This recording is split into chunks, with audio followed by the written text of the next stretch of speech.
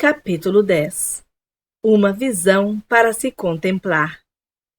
No início dos tempos, no jardim do Éden, o homem era completo, inteiro e harmonioso, um com Deus.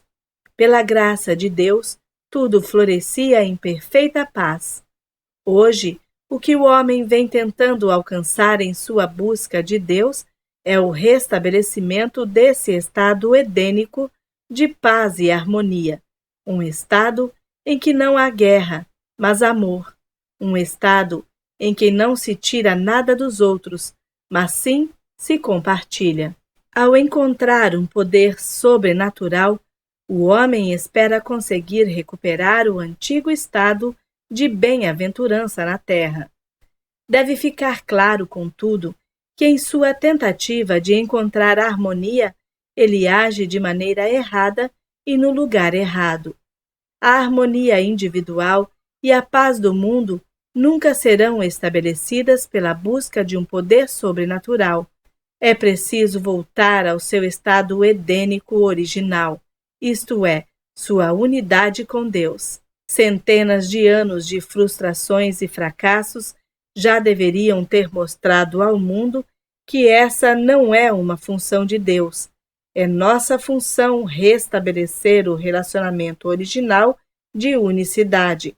O Mestre disse: "Conhecereis a verdade, e a verdade vos libertará."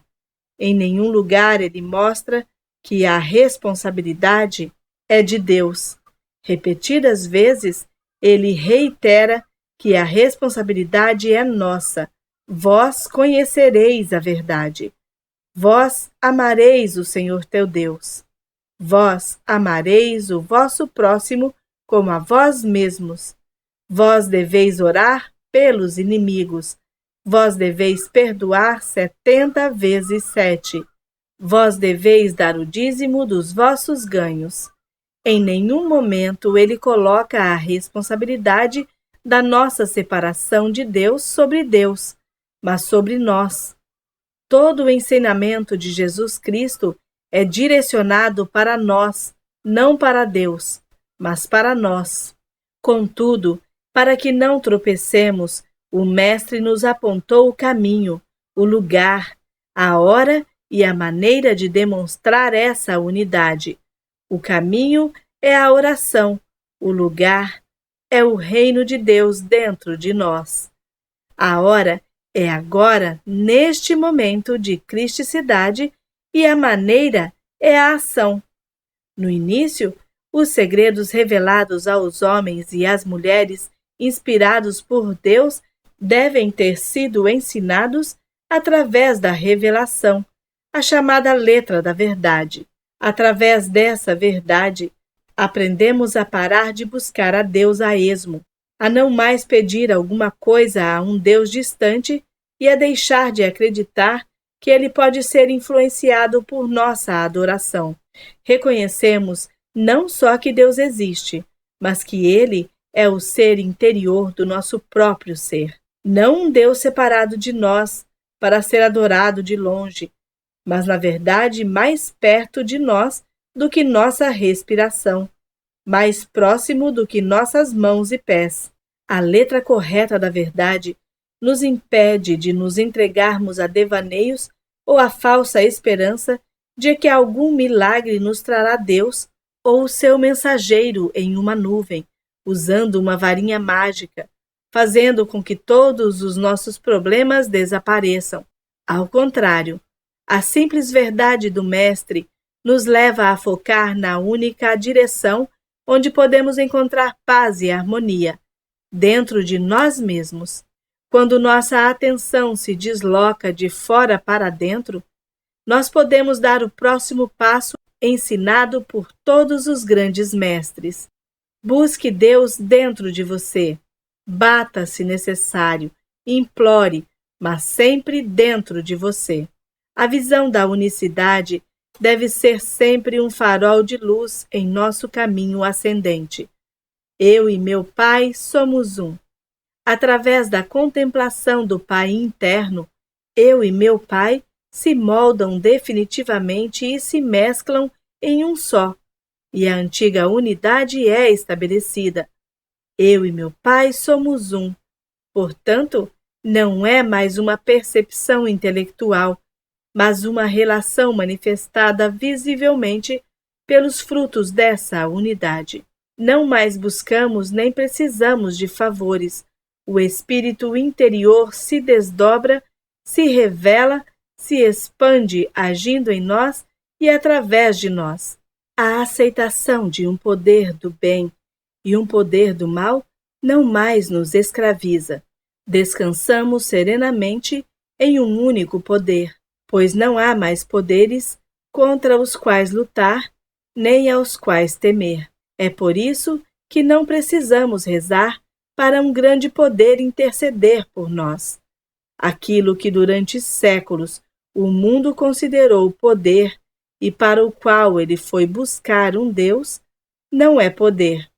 O poder está na pequena voz silenciosa. Em algum momento dessa busca por Deus, essa união indissolúvel com o Pai começa a ser reconhecida e sentida. A letra da verdade se torna menos importante à medida que o espírito se torna vital. O espírito, que até então conhecemos apenas através da leitura, ganha vida em nós. E nós vivemos na verdade que, quando praticada, torna-se a própria presença de Deus. Revelado como o princípio criativo, mantenedor e sustentador, não nosso servo a conceder favores, mas a sabedoria infinita do universo, o amor divino em tudo que há. A mensagem messiânica dada ao mundo há 2000 anos atrás está se cumprindo em nós agora. Deus é amor. Nenhum Deus pode atuar em nossa experiência a não ser através do amor, e nós precisamos nos tornar o instrumento através do qual esse amor pode fluir. Daí em diante, o mandamento amarás o Senhor teu Deus de todo o teu coração e ao teu próximo como a ti mesmo, só terá significado para nós na proporção do nosso amor. Apesar desse mandamento ser conhecido há milhares de anos, chegou a hora de ser posto em prática hoje, agora, neste momento de cristicidade. A repetição mecânica dessas palavras deve dar lugar a um mandamento vindo do coração e vivido em obediência à imposição do Mestre. Faça aos outros aquilo que gostaria que fizessem a você. Perdoe 70 vezes 7. Não condene, não julgue. Deus não faz milagres, exceto o milagre que se torna evidente na vivência de nossa unidade com Ele. Esse é o milagre. Conhecer a verdade com a mente não garante que ela começará a agir. O Espírito reina e o amor é glorificado somente quando a verdade sai da mente e penetra o coração. A letra da verdade serve como um lembrete para que vivamos essa verdade.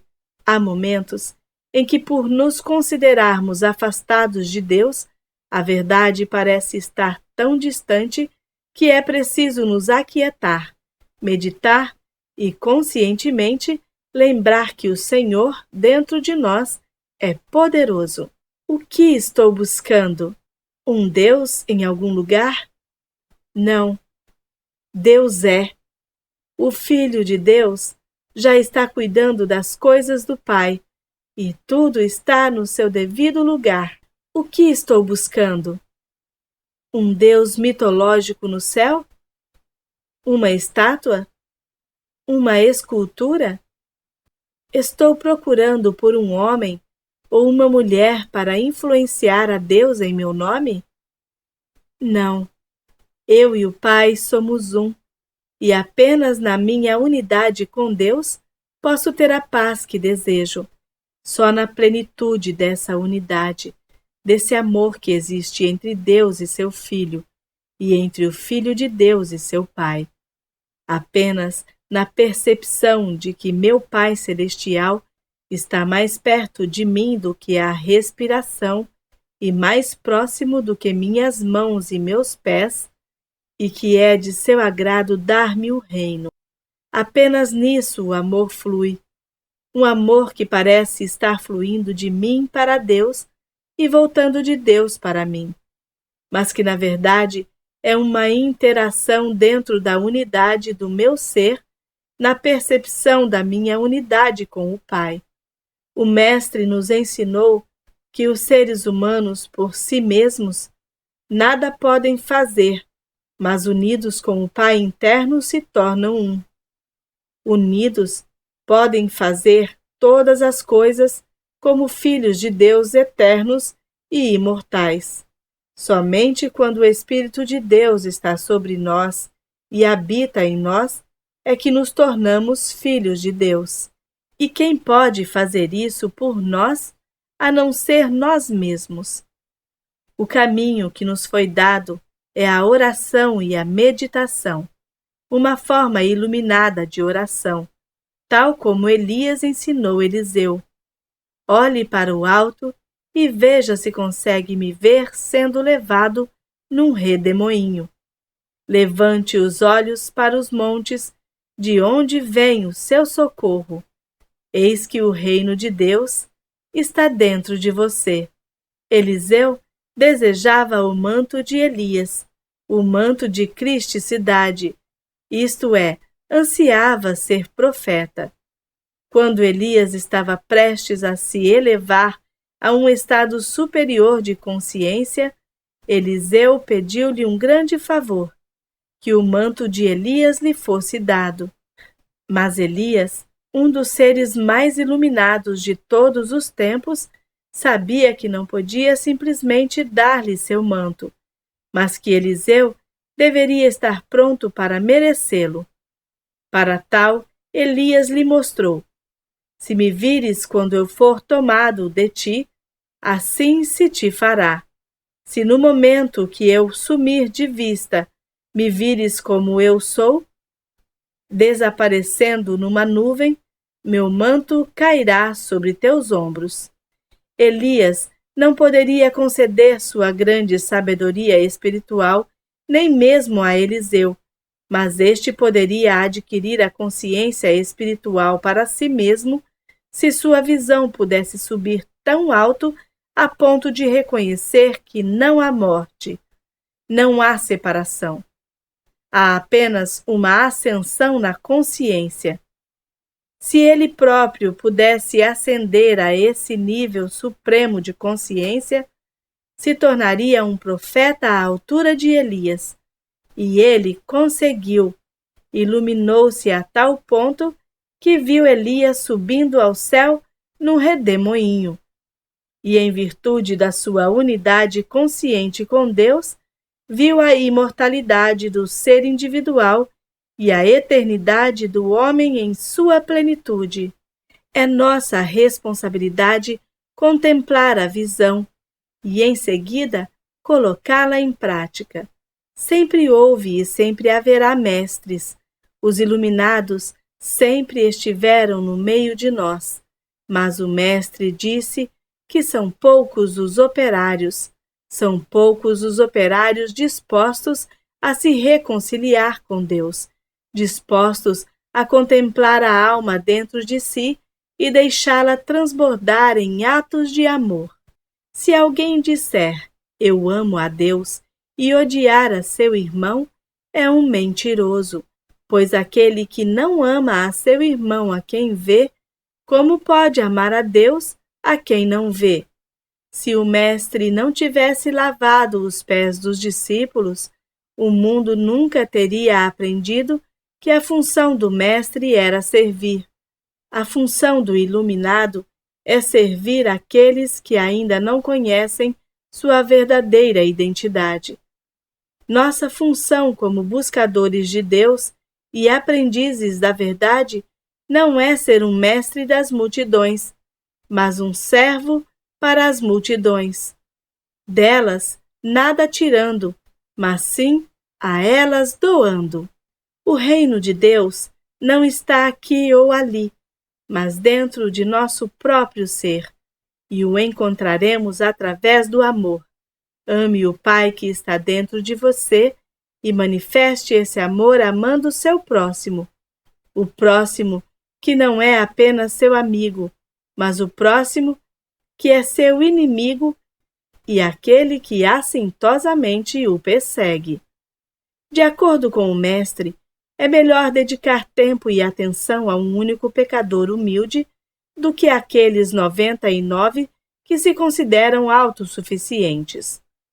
Enquanto houver um único indivíduo, santo ou pecador, buscando ajuda, é nosso dever atender a esse pedido.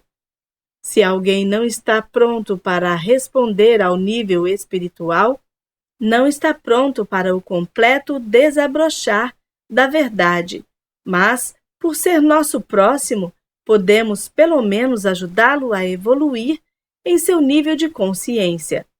Com paciência, esperamos 1 ou 2 virem a nós, 12, 70, 200, e então compartilhemos com eles o pão da vida, o vinho e a água. Esses sim serão capazes de saborear, desfrutar e assimilar essa oferta. Ao encontrarmos a verdade, vamos guardá-la como uma pérola de grande valor e mostrá-la ao mundo através de nossa vivência.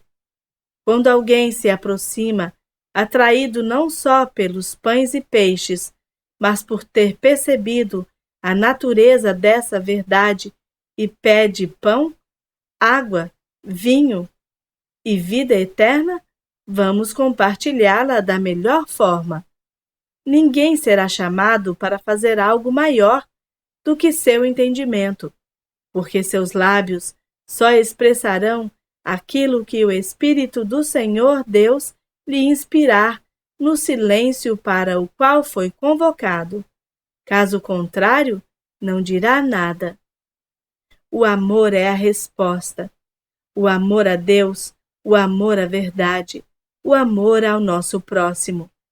De agora em diante, nós que estamos praticando a presença, deveremos ter como missão revelar que experimentamos Deus à medida que o expressamos, isto é, quando o deixamos fluir através de nós na forma de amor, verdade, serviço e dedicação. O poder do amor só pode ser liberado de dentro de nós. A presença de Deus se torna disponível na terra como no céu, através da experiência da união consciente. Isso requer esforço e sabedoria maiores do que demonstrou Eliseu quando viu seu mestre subindo num redemoinho, ou mesmo uma visão mais ilimitada do que os discípulos tiveram quando testemunharam a transfiguração. O mestre foi capaz de se transfigurar, mas para que os discípulos tivessem a visão e pudessem contemplá-la, algo maior foi necessário. O mestre não podia revelar a transfiguração, só podia experimentá-la. Para testemunhar a revelação, ela só poderia acontecer na consciência dos discípulos. Muitos milagres podem ocorrer em nossa experiência, mas apenas as pessoas suficientemente sintonizadas se darão conta do que aconteceu. Temos olhos e não vemos? Temos ouvidos e não ouvimos? O milagre da transfiguração só precisa ser contemplado. Ela acontece neste mundo a cada dia, a cada minuto de cada dia e no exato lugar onde estamos, se ao menos abrirmos nossos olhos para contemplá-la. A transfiguração não é uma experiência de 2000 anos, nem tampouco a crucificação, a ressurreição ou a ascensão. Essas experiências ocorrem a cada momento de cada dia, onde quer que haja um ser iluminado para vê-las. O lugar em que estamos é solo sagrado. Se tivermos a visão para contemplar Elias subindo, a visão para contemplar o Mestre na experiência da transfiguração, da ressurreição e da ascensão. Só depende de nós, depende de você, depende de mim. Até que ponto queremos ver a transfiguração? Até que ponto queremos testemunhar a ressurreição e a ascensão? Nossa experiência acontecerá nessa proporção. O que isso significa? Oração. A oração de contemplação interior. A oração da meditação. A oração da expectativa de saber que o Pai se revela sempre e a qualquer momento. Deus não força a si mesmo na mente, no coração ou na alma de ninguém. É o homem que deve se abrir para ele. A vida de Gautama, o Buda, ilustra isso. No dia em que Gautama percebeu que havia mal no mundo, pecado, doenças, pobreza e morte, ficou horrorizado, atormentado de tal forma que deixou sua posição de príncipe, sua enorme riqueza e, provavelmente, o que é mais importante para qualquer homem, sua esposa e seu filho. Abandonou tudo isso e se afastou como um mendigo, buscando a verdade, com o propósito de descobrir o grande segredo que removeria da terra o pecado, a doença e a limitação. Foi um apelo tão forte que ele seguiu todo e qualquer mestre ou ensinamento que prometesse levá-lo à resposta. Por 21 anos, vagou e vagou, sentado aos pés de um mestre e depois de outro, seguindo as práticas aprendidas uma após a outra, sempre com um coração faminto. Qual é o poder que irá remover os males da terra? Depois de perder toda a esperança de que os ensinamentos e os mestres lhe dariam a resposta, depois de ter sentado debaixo da árvore Bodhi, meditou dia e noite, até que a grande revelação lhe foi dada. Tais males não são reais, são ilusões. As pessoas os aceitam e, como consequência, odeiam, temem e idolatram esses males, quando, na verdade, eles só existem na mente do homem. A mente do homem criou as condições do mal no mundo e as perpetuou. Não foi Deus que se impôs sobre Gautama e fez dele o iluminado Buda. Foi a devoção e a paixão de Gautama na busca de Deus, evidenciadas pelo sacrifício de si mesmo, de sua vontade de viajar por toda a Índia, procurando alguma pequena faceta da verdade, até que, naquele momento, ao atingir um grau suficiente de iluminação espiritual, a verdade se revelou a ele. Na realidade, não sabemos o que levou Jesus Cristo à experiência que finalmente o firmou em sua completa cristicidade, mas isto nós sabemos.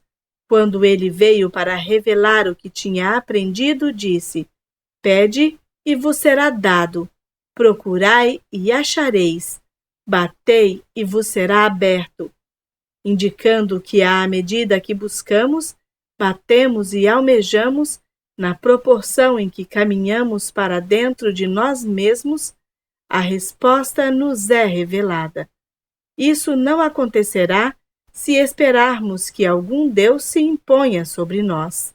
Se quisermos nos tornar mestres em música, idiomas ou arte, Deus pode nos inspirar, mas cabe a nós pesquisar, estudar e praticar até que aquilo que estamos buscando se abra de dentro do nosso próprio ser. Acredito que Deus é quem planta em nós o desejo de encontrá-lo.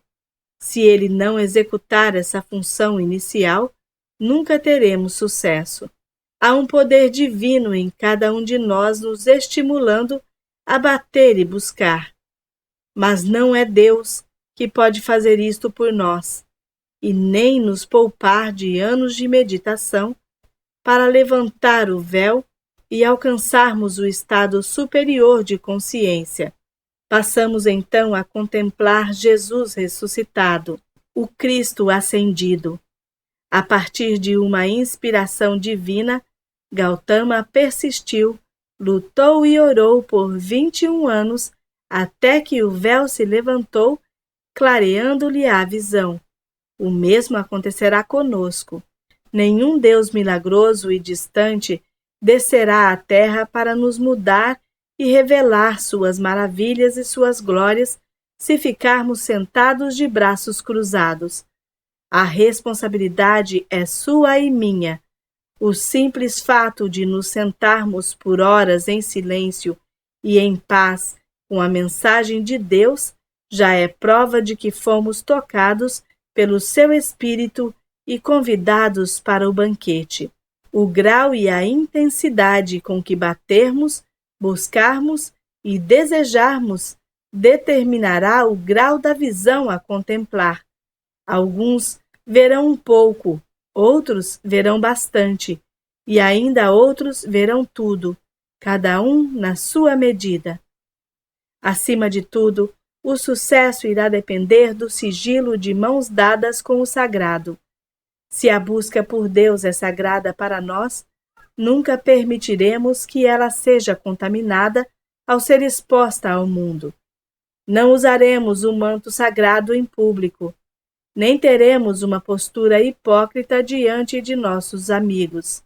Exteriormente iremos parecer como todas as outras pessoas, mas interiormente nos lembraremos da natureza sagrada da busca de Deus e a manteremos em segredo, demonstrando-a apenas por nossos atos. Isso não significa que não devemos oferecer um copo d'água, mas ao fazê-lo, lembremo-nos de que quem a recebeu terá que beber por si mesmo, voltar e pedir mais, por sua própria vontade. Cada um tem o direito de escolher, caso queira, o tipo de religião a seguir. Essa é a liberdade que devemos dar a cada um, permitir que tenham sua própria vontade, até que a semente seja plantada, enviando-os em busca do Santo Graal. Se mantivermos o Cristo criança dentro de nós e o expusermos pelos nossos atos, seus frutos serão tão gloriosos que as pessoas virão atrás de nós para comer de nossos frutos, de nossa carne e de nosso pão, e beber de nossa água. O objetivo da busca é a união. Desejamos nos reunir àquele de quem nos separamos após a expulsão do jardim do Éden, ou após a experiência do filho pródigo. Só quando o filho atinge o fundo do poço, a profunda pobreza, é que os seus passos se voltam para a casa do Pai para se reunir com ele. Essa não é uma experiência no tempo ou no espaço. É o que acontece na minha e na sua consciência hoje, quando atingimos o lugar onde parece haver só desespero, até mesmo a morte. Algo dentro de nós nos faz voltar à vida espiritual e lentamente começamos a percorrer o caminho de volta à casa do Pai. Nós, aspirantes no caminho espiritual, sabemos que o reino de Deus só pode ser encontrado interiormente e que, portanto, todas as formas externas são inúteis em nossa busca. A reunião com aquele do qual parecemos estar separados não ocorre fora de nós e nem pode ser conseguida por outra pessoa que não nós mesmos. Podemos encontrá-lo apenas em nossas meditações e contemplações profundas, quando interiormente nos tornamos doces e experimentamos um profundo amor que quase nos faz abraçar o mundo inteiro, como Jesus gostaria de ter feito pelo povo de Jerusalém. Oh, quantas vezes eu quis abraçá-los, mas vocês não quiseram. Venham a mim e sintam o calor do amor. Descobriremos que ainda hoje São poucos os que se aconchegam nesse amor. Nós que praticamos a presença, somos os poucos que sabemos o que finalmente salvará o mundo. É, acima de todas as coisas, o reconhecimento de que nenhum homem na terra é nosso Pai. Dentro de nós há um Pai universal e, unidos a Ele, estamos unidos a cada um dos seus filhos espirituais em todo o mundo. Nosso amor a Deus constitui o nosso amor a todas as pessoas. Não odiamos, não tememos, não punimos nem nos vingamos. Precisamos apenas nos interiorizar e contemplar nossa unidade com Deus e com o próximo. Nossa função é amar. Amar todas as pessoas com um amor que nasce da percepção de que nossa união com Deus constitui nossa integridade. Nesse amor, não há tentação para recorrer a meios desonestos, num esforço inútil para nos manter, porque em nossa união com Deus acessamos a mente de Deus, que é infinita inteligência e fonte de toda a vida, verdade e amor. Somos alimentados não por nossa posição ou nossa riqueza, mas pelo pão, pelo vinho, pela água e pela carne que estão dentro do nosso próprio ser. Esse é o segredo que cura as doenças, reforma o pecado, supera a falta e a limitação e nos une, não apenas com nossos parentes e amigos, mas com todas as pessoas da terra, mesmo que elas ainda não conheçam a nós, nem o amor que sentimos por elas. Mas nós sabemos, e nosso conhecimento é suficiente para ser transmitido àqueles dentro do nosso círculo. Oramos e meditamos em silêncio, olhamos para o mundo sem usar qualquer espécie de força, nem mesmo mental, e abdicamos de toda a oposição. A renúncia ao uso dos artifícios do mundo é o único meio para estabelecer a paz na terra. Pode levar anos, até mesmo séculos, antes que ele venha, isto é, antes que seja manifestado na terra como no céu, porque o número de pessoas neste vasto universo praticando conscientemente a presença ainda é pequeno. Esse fermento, contudo, por pouco que seja, deve atuar em toda a massa. Você não sente que, ao perceber profundamente a verdade que está lendo, será inspirado a vivê-la? Não sente que, onde quer que esteja, no tempo e no espaço, se amar a Deus a ponto de permanecer muitos períodos do dia, ainda que breves, habitando no tempo de seu próprio ser, com essa presença, as pessoas serão atraídas a você? Como indivíduo, você pode ser levado a acreditar que nada pode fazer por ser apenas um dentre bilhões. Mas se você olhar para as grandes luzes espirituais do passado, entenderá quanto isso é falso, ao ver como alguém chamado Gautama ou Buda, alguém chamado Jesus ou Cristo, ou como São Paulo, influenciaram não apenas a sua própria geração, mas as gerações seguintes, e influenciarão as que ainda estão por vir. Pense na influência que um único indivíduo pode ter através da graça de Deus. Um indivíduo cujo único objetivo é encontrar Deus e resolver os mistérios da vida. Essa é a mensagem que dou a você. Eu não me importo quão grande e poderoso você seja. Por si mesmo, você não é nada. Não me importo quão pequeno e insignificante você seja. Você não é nada até que a graça de Deus o toque, até que o Espírito de Deus habite em você, até que o dedo do Cristo o mova. A partir daí, você é infinito. infinito em expressão, infinito e eterno em vida, infinito em poder, infinito em experiência, infinito como exemplo e como caminho. Mas nunca é você, nunca sou eu, é o Espírito de Deus que se expressa através da minha e da sua consciência. Toda verdade permanece escondida até que encontre uma consciência através da qual possa fluir para o mundo dos homens. Onde quer que eu viva, a verdade permanecerá oculta, a menos que algum membro da minha comunidade seja o instrumento que a deixe fluir. Deus não atua sem uma consciência que o canalize. Ele precisa dos santos, sábios e videntes.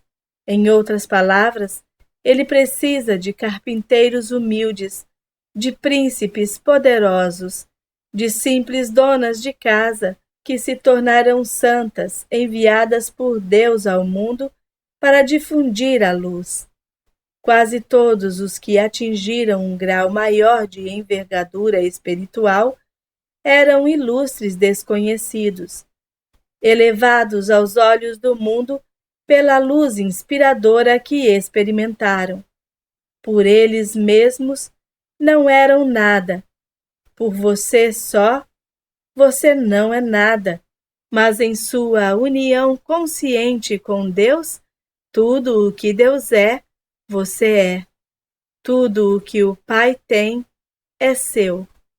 O lugar exato onde você está é solo sagrado, porque eu e meu Pai aí estamos. O mais alto nível a se atingir na consciência é aquele onde a presença espiritual entra no coração e você se dá conta de que isso aconteceu. A presença está dentro de você. Seu coração atinge uma nova dimensão quando você acolhe a presença. Entretanto, é sua responsabilidade alimentá-la para não perder o que ganhou. O que você ganhou é apenas um bebê, e cabe a você deixá-lo evoluir até a plena cristicidade. Muitas vezes ao dia, volte o seu pensamento para seu coração, não porque o seu coração físico tenha algo a ver com a manifestação espiritual, mas porque o coração é o símbolo do amor. Pensando assim, enquanto Cristo nele descansa, volte seu pensamento várias vezes ao dia para ele, reconhecendo que o bebê está lá glorificado, que o Cristo entrou e vive em você. É você que deve segurar o bebê para que não saia de seu coração e se perca. Ele está lá, mas é apenas um bebê. Precisa ser cuidado, nutrido, reconhecido e amado por você. Observe-o crescer à medida que você aprende as formas de amar a Deus e as pessoas. Os 2 maiores mandamentos jamais foram alterados. Amarás o Senhor teu Deus de todo o teu coração, de toda a tua alma e com toda a tua mente. Amarás o teu próximo como a ti mesmo. Nunca mais faça pedidos a Deus. Deixe esse bebê fazer isso por você. Ele não terá que pedir, pois se transformará no próprio pedido. Não busque Deus em troca de favores ou de poderes estranhos para conseguir as coisas. Volte seu olhar agora para o lugar onde você já sentiu aquela doce presença e sorria para ela. Sagrada e secretamente, reconheça que ela está lá e que cumpre sua função a serviço do Pai. Esse bebê é dado a você para restaurar os anos perdidos dos gafanhotos, reencaminhá-lo à casa do Pai e à sua união consciente com Deus. A função do bebê é revelar que você está vivendo no Éden, onde terá sempre uma única tentação: Há apenas um mal no jardim do Éden, apenas um pecado, a crença no poder do bem e do mal. Você, recolhido em seu próprio templo, deve poder olhar para a árvore do conhecimento do bem e do mal em todos os momentos e resistir à tentação de acreditar nela. E você deve conseguir dizer, por mais bonito ou feio que você se apresente, agora eu sei que isso não é verdade. Não há poder de bem ou mal na aparência externa, isto é, em alguém, em algum lugar, em alguma coisa, circunstância ou condição. Deus em mim é o único bem, o único poder e a única presença. O único mal que existe é a crença num ser ou condição separado e fora de Deus. Mesmo quando você tiver superado todas as formas nas quais essa tentação se apresenta, os problemas do mundo o tentarão. Tempestades no mar, desastres, guerra, pobreza e doenças. Qualquer que seja a forma, sempre será a única grande tentação: aceitar dois poderes. Nessa hora, você deve se voltar para o Cristo interno. O Cristo dentro de mim é a certeza de que há apenas um poder, o Filho de Deus, o Espírito de Deus em mim. Ele nunca me deixará, nunca me abandonará, desde que eu o perceba e o reconheça enquanto viver a vida que ele me diz para viver. Eu busco por sua orientação, por sua sabedoria. Sempre que uma dúvida se apresenta à minha mente, eu me volto ao meu coração e a resposta vem na melhor forma. Não interprete tudo literalmente. Às vezes sentirá a presença olhando para você por cima de seu ombro ou sentada nele. Outras vezes bem à sua frente, por vezes sorrindo, mas sempre reconfortante. Mantenha-a viva. A presença deste Cristo, dócil e delicado como deve ser, é a substância de toda a experiência que você terá no plano externo. Não busque saúde, riqueza, fama ou fortuna. Busque em primeiro lugar a constatação do reino interior e seja um observador de como essas coisas externas são acrescentadas à sua experiência. Não hesite em pedir revelação a ela, porque a revelação não seria concedida a você se foi concedida a outros no passado.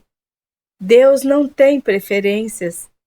Gautama apenas se tornou o Buda porque trabalhou durante 21 anos para receber a iluminação. Jesus se tornou o Cristo porque deu a si mesmo ao mundo. E você se tornará o que quiser, dependendo do grau de amor que tem por Deus e pelo próximo. Você será o que permitir ser, apenas reconhecendo que por si mesmo nunca será nada. Esta presença suave que sentiu o levará de volta à união consciente com Deus. Você sabe qual é o objetivo da vida: unir-se novamente ao Pai e ser conscientemente um com Deus. Você conhece o caminho, a contemplação interior e a meditação, o reconhecimento de Cristo, o amor a Deus e o amor aos homens. Na sua mente, traga sempre os princípios consigo e no seu coração habite no dom que lhe foi concedido pelo Pai, a percepção da presença dentro de você.